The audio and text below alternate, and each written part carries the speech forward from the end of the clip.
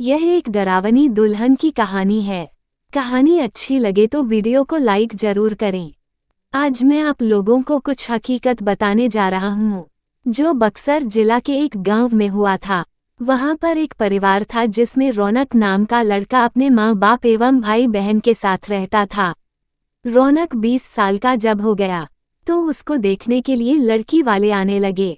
कुछ दिन बीत गया, तभी रौनक को एक लड़की की फोटो अच्छी लगी। उसने अपनी माँ को बोला, माँ मैं इसी से शादी करूँगा, और बोलता भी क्यों नहीं। हर लड़के की ख्वाहिश होती है कि उसकी औरत सुंदर और संस्कारी हो ताकि किसी के सामने ले जाने से उसका मान भी बढ़े। उसकी माँ ने बोला, ठीक है बेटा, तुम्हारी शादी मैं इसी से करवाऊंगी, और लड़की के पिता को हाँ बोल दिया। कुछ दिन बाद उसकी शादी का दिन आ गया। वह बहुत खुश था क्योंकि उसकी हल्दी मेहंदी और संगीत से घर में खुशी छाई हुई थी। सारे मेहमान से उसका घर भर गया था।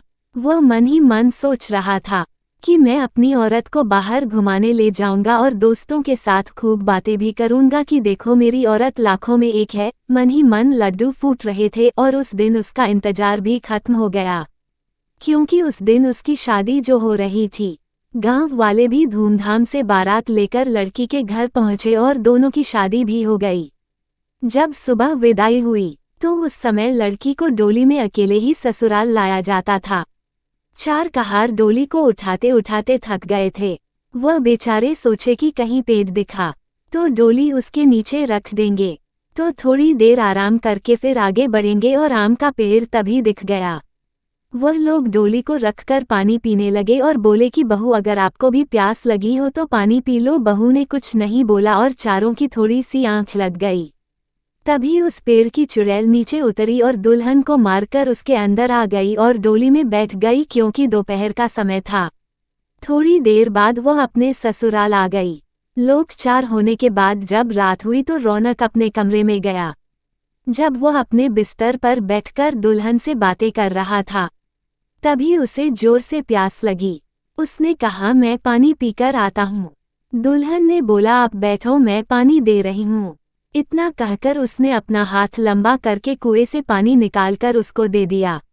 इतना देखते ही रौनक जमीन पर भद्द से गिर गया और बेहोश हो गया। थोड़ी देर बाद जब उसे होश आया तो उसने अपने सामने घूंघट में छुपी चुड़ैल को देख लिया और भागने की कोशिश करने लगा। तभी उस चुड़ैल ने बोला, आप भागो मत, मैं आपको मारूंगी नहीं और अब मैं आपके साथ रहूंगी भी नहीं।